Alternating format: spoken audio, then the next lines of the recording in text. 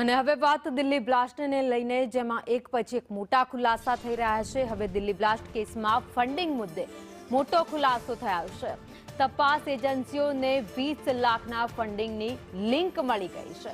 જૈશે મોહમ્મદના હેન્ડલરે 20 લાખ રૂપિયા મોકલ્યા હતા। હવાલા નેટવર્ક દ્વારા આ નાણાં મોકલવામાં આવ્યા હતા। તોમર, મુઝમ્મિલ અને શાહીનને આ નાણાં મોકલાયા હોવાનું સ્પષ્ટ દેખાઈ રહ્યું છે। સામે આવ્યું છે તપાસ એજન્સીઓની તપાસમાં ખુલાસા થઈ રહ્યા છે। તેમાંથી 3 લાખ વિસ્ફોટકો ખરીદવામાં આવ્યા હતા, વપરાયા હતા।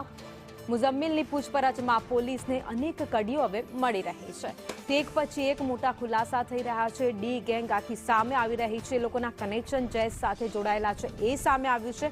આ સાથે જ ફંડિંગ ક્યાંથી થતું હતું, તો જૈશ જે આતંકી સંગઠન છે તે ત્યાંથી ફંડિંગ કરતું હતું અને શાહીનના એકાઉન્ટમાં પૈસા આવતા હતા અને ત્યારબાદ 3 લાખ રૂપિયા છે એ લોકોએ વાપર્યા હતા વિસ્ફોટકો લાવવા માટે, જેનો ખુલાસો થયો છે।